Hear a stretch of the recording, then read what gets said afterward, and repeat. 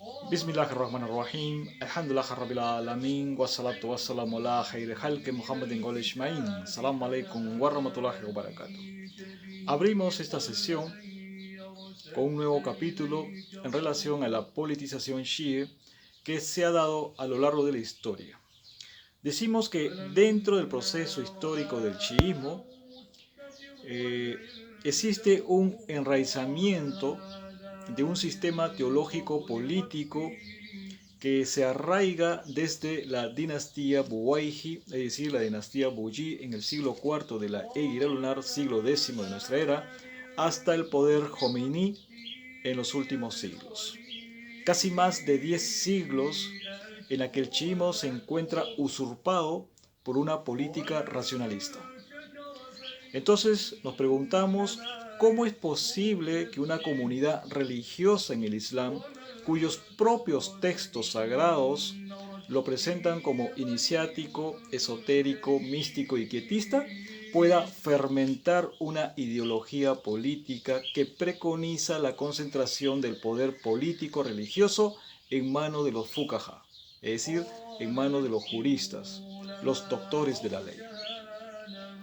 Veamos, las generaciones chiíes de los primeros 3 siglos de la Éguira lunar únicamente se centraron en la tradición del profeta Muhammad sallallahu alaihi wa alihi y su familia salawatullah alaihim ajmain, basado en el Corán y la Sunna.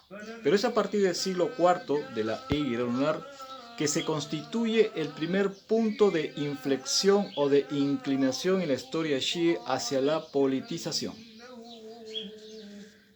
Este periodo marca o consta de 3 características importantes. En primer lugar, el siglo IV de la Éguira lunar ha sido llamado el siglo chií del Islam, en la que los príncipes Buwayhid gobernaron Bagdad, que fue la capital del imperio o del califato abasí. Al mismo tiempo, los Hamdaniyun, los Hamdánidas, gobernaban las regiones del norte de Irak y Siria. En el Yemen había un estado zaidí. En Egipto y gran parte de África del Norte estaba bajo el dominio de la dinastía o el califato fatimí. El sur iraní, el Golfo Pérsico, Bahrein y gran parte de Arabia estaban bajo control de los cármatas ismailíes. En resumen, las tierras más importantes islámicas estaban bajo dominio chií. En segundo lugar, también en el siglo IV de la Éguira lunar va a ser el punto de quiebre hacia la racionalización en el Islam. Entre los muchos descubrimientos a través de las traducciones de la cultura helena al árabe, los pensadores musulmanes quedaron profundamente impresionados con la dialéctica aristotélica, con la lógica, con la argumentación racional y sus diversas herramientas intelectuales que los antiguos griegos habían ideado.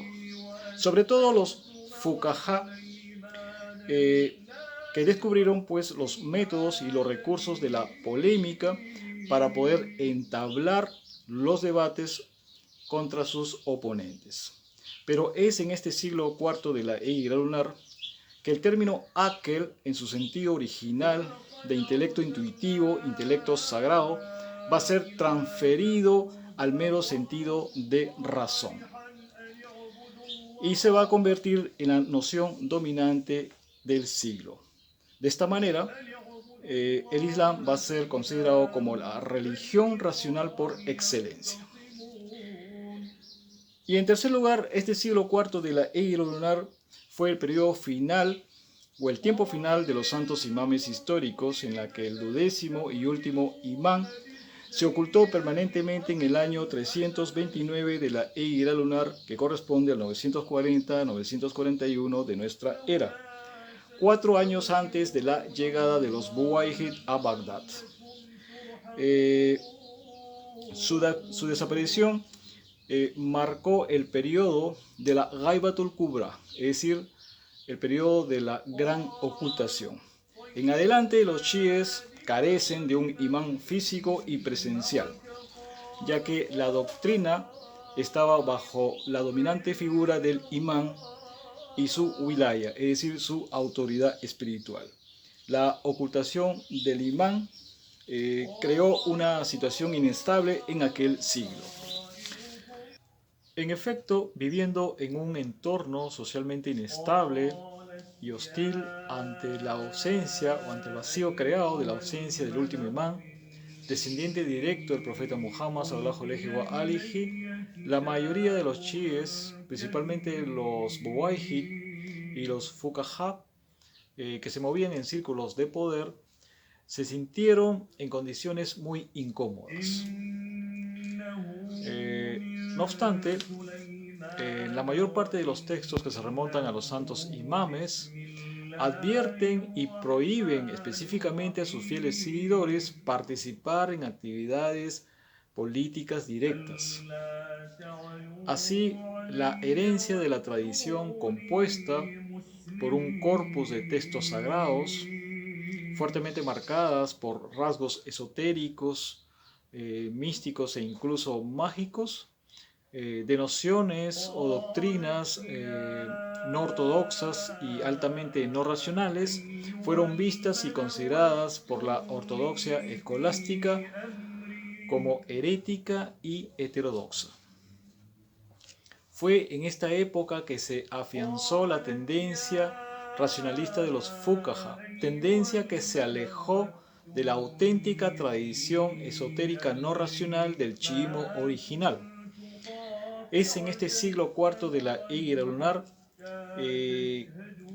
que se va a constituir en tres formas de grupos que influyeron en la comunidad chií. Por un lado estaban los fuqaha, quienes a menudo formaban parte de los estratos superiores de la jerarquía escolástica. Por otro lado estaban los sulalat, es decir, las dinastías de las grandes familias aristocráticas que se movían en círculos de poder elitista y estatal. Y por último estaban los muallimun, que eran los maestros de las cofradías y líderes activistas igualmente involucrados en la lucha por el poder mediante revueltas mesiánicas.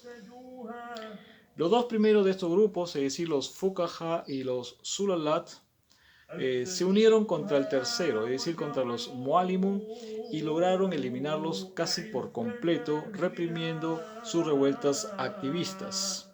Es en esta época que se lleva a cabo el juicio y la ejecución de dos grandes místicos en la historia del Islam, como Hussein ibn Mansur al-Halash, condenado en el año 309 de la Égira lunar, que corresponde al 921 de nuestra era, y más tarde la de su discípulo Muhammad ibn Ali ash-Shamalghani, ejecutado en el año 322 de la Égira lunar, que corresponde al 933 de nuestra era.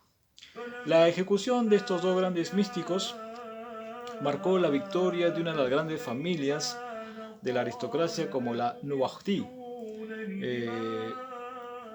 que fue apoyada por los fuqaha de Bagdad, erradicando así las influencias gnósticas dentro de la comunidad chií, para contribuir al ascenso de la dinastía Buwayhid en el año 334 de la Égira lunar, que corresponde a 945 de nuestra era. En consecuencia, solo quedaron los fuqaha para llenar el vacío de poder dejado por la ocultación del último imán. Bajo estas circunstancias prevalecientes, se hicieron numerosos cambios, redefiniciones y reformulaciones doctrinales